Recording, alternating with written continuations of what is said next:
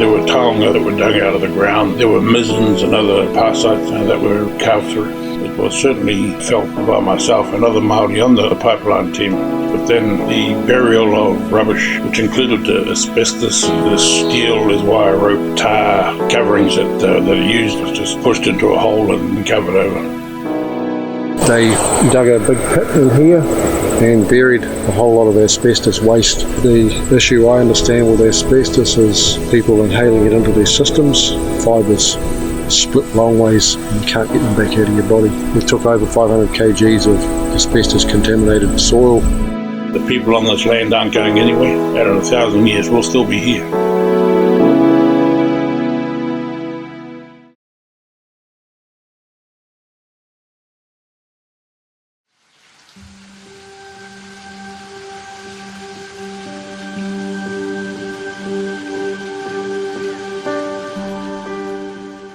Kia ora, I'm Russell Gibbs. I'm from Tonga Poratu. Family's owned the land here since 1899. Te Ahuru is our hapu and Potama is our iwi. My role here is kaitiaki, looking after the land and the people associated with that. It's important to look after the land in that we're here and there's no one else has that responsibility. People sort of take the view that councils might have that responsibility, but their input's generally, it's a general input, not specific to places. We have the skills and the knowledge specific to this land. Our farm here in North Taranaki is on the coast, generally a reasonably natural environment because of the rough contour. It's not had every last tree cleared off it for dairy farms. We have a marae on the land, we have a urupara on the land. The land has a tapu of its own. There's a lot of specific wāhi tapu across the land and are worthy of protecting. And those tapu values are inherently environmental values as well. Or the environmental values are inherently part of that wāhi tapu. 2 high pressure gas pipelines were constructed here in the 1970s and early 80s. Kapuni pipelines, 12-inch pipe that runs from Kapuni north. The Maui pipeline runs from Oanui to Huntly. It's a 30-inch pipeline. Both of them are asbestos wrapped. Back at that time it was the thing to coat everything in asbestos. The asbestos is in this coating here. Basically it's in this pipe trench from Oanui to Huntly and in any tie-in areas in the surrounding land. And this is one of the big issues around pipeline construction and not having any tangata whenua oversight or control over the construction and planning. This is the result of it. During construction there was no concept of picking up rubbish. The pipeline trench and construction right away was seen as a sort of a handy rubbish dump. We're at the Pariroa construction site and unbeknown to anyone, landowner or hapu or iwi, they dug a big pit in here and buried a whole lot of asbestos waste. There's the remains of the tar pit cauldron there. We took over 500 kgs of asbestos contaminated soil. And there was more than 160 sheets of asbestos wrapped, still in new condition, unused. Basically they just dug a big hole and covered it up. No one the wiser until 40 odd years later. The issue I understand with asbestos is people inhaling it into their systems, called asbestosis. Basically I understand the fibres split long ways and you can't get them back out of your body. We've been lucky enough to get it all here for nothing. The removal of the asbestos out of that area was bigger than what we could cope with at the time, so that's been set aside to deal with this year, 2019. We never got to the bottom of it and I'm not sure how much is left. The reason for the asbestos contamination being so bad is that there was no oversight from landowner or hapu or iwi at the time of construction. The benefit of having everyone involved, and that's from the contractors, the digger driver, engineers, construction manager, hapu and iwi in the decision making process, and before making decisions understanding the environment that we're in, is getting a robust picture of what the land is, what the values are, and having a robust options evaluation process. Basically means you end up with smarter solutions.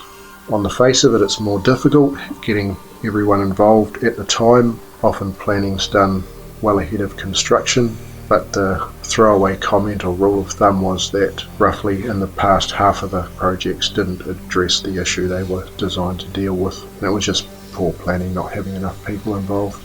Our aim is to reduce damage. That's our role as kaitiaki. The best way to do that is do it once, do it right. We're looking down at the bypass pipe, about 800 metres of it. Down in the valley there's a moving landslide. It's been moving since construction of the original pipe. 90% sure that land movement has stressed the pipe and caused a buckle. The next part of the project is dealing with that issue. We've positively engaged in participation in the planning and the construction. Participating in the planning is around choosing the right option. Inherently, some options will create far more damage than others. Inherently, some options are way more dangerous than others for the safety of people and the environment. The advantages of participating in the construction and the planning involved in the construction around reducing damage is that, for example, on this bypass pipe spans a waterway, and if it was more than, I think, 22 or 26 metres in length, it had to have a support. Contractor said, well, actually I can put a bend in that pipe and reduce the span, and for no effort, no real extra cost, the damage is far reduced and the engineering design is far reduced and the impact on the environment's reduced, and it's actually a safer, more robust outcome. The local knowledge is important in keeping people safe. We understand which areas are inherently unstable as far as soils and ground conditions go, which areas become wet in prolonged rainy periods, which areas are more likely to erode. Our role as kaitiakitanga is about protecting the mauri, or the life force of the land, and everything associated with the land, including the people and the life on it. And we do that in practice by minimising the damage. There's short-term damage and long-term damage. Short-term damage can be like the imposition of something for a period of time, but the long-term damage is the depletion of the character or essence of the land. And New Zealand, being a young country, I think doesn't have a good culture of protecting those values or topsoil of your land. We seem to take it for granted. In our role here, we're trying to maintain those environmental values for future generations. New Zealand's had a development culture, like cutting down every last tree, and we're trying to turn that back to maintain integrity of environment, integrity of people and the climate with it. The other part of kaitiakitanga is keeping everybody safe here, and that's from a wider perspective as well as a physical perspective. Health and safety is an essential part of kaitiakitanga, keeping everyone safe, keeping the environment safe. We're trying to protect the cultural values that were in the land. We're trying to protect the environmental values. A lot of those ecosystem values, once they're gone forever. And New Zealand's had in its short time of colonisation, is the environmental destruction or change has been quite extreme. Extinction of animal and plant species. Compensation and mitigation are important concepts to reduce damage from developers. People damage the environment, they should mitigate that damage by another action. An example of that is for a pipeline relocation. The company needed a water reservoir and they wanted to make an excavation on our land, put a plastic bag liner in and use it, and at the end of it they just bulldoze it back. In practice we said, well, you can't put it back how it was.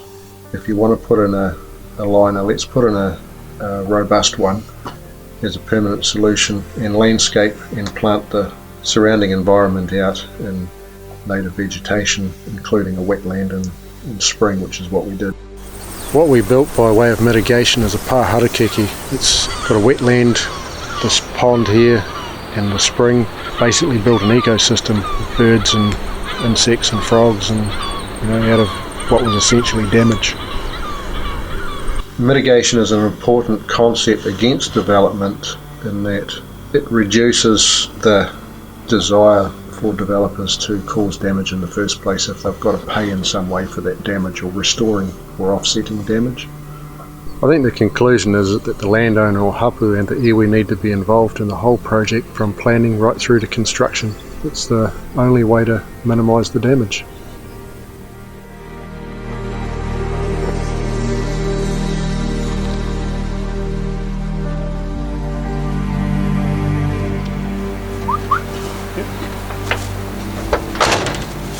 O tamoru hantoko ingoa, I te puake au I kone I te reo Oko. My name's Tamoru Hunt. I grew up here in the Oko Valley. I've now got a small holding in the valley again, and I live here full time with my wife and the wider family, my mokos and so on. My first involvement with the pipeline that was put in, the 30-inch pipeline, was in September '76. I was involved on the front end, where the pipes actually welded together. Immediately after us was the laydown gang who actually placed the pipe in the trench. During that time, I witnessed all manner of desecration to the environment, with countless archaeological features being dug through and bastardized. The protections around wai tapu and those types of things at that time was virtually nil. It was certainly felt by myself and other Māori on the pipeline team. At that time, there was very much a sense of helplessness. The types of damage that was done was huge, really. There were taonga that were dug out of the ground.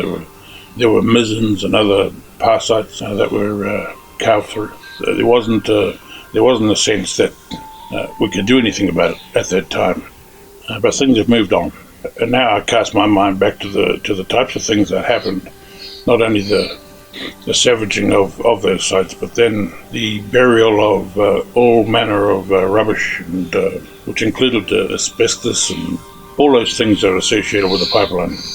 There's steel, there's wire rope, and there's the asbestos that I just mentioned, the tar, the coverings that are used on the joints to the pipe. All of that excess stuff is just pushed into a hole and covered over. In my heart, those spiritual things have still yet to be resolved.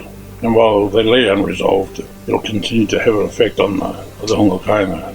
The kaitiakitanga of our land are always in the forefront of our minds, but I think a whole lot has taken place over this last 30 to 40 years, where a great deal more confidence has been developed. The machinations and the politics surrounding the implementation of these pipelines and other structures have become so much more familiar, and so it's becoming more and more difficult for people to run roughshod through these places. However, I still believe that the original culture and attitudes that prevailed in September '76 are still with the corporate bodies that we're dealing with in this day and age. It beggars belief that culture has survived so long. I think if they simply tried working with the honga kainga, the people on the land, and expend the energies they have in the past in conflict and resolving the issues, it would be so much easier. I quite often use the analogy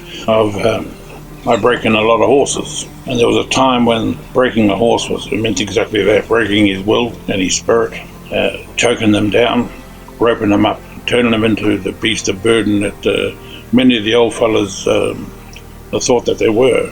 But there are better ways of expending your energy, working with the horse, with his natural talents. The end result is a better horse, a better result. You get more work done at the end of the day, depending on what you're using them for. If you're using them on the farm, and everybody's happier, and half the energy is expended. It's just beyond my mind how this old practice of doing it my way, that practice that persists within the corporate beasts that arrive, it's way time that changed. At the end of the day, people on this land aren't going anywhere. These corporate bodies, these construction people, pipeline people, gas people, they'll come and they'll go. And in 1,000 years, we'll still be here.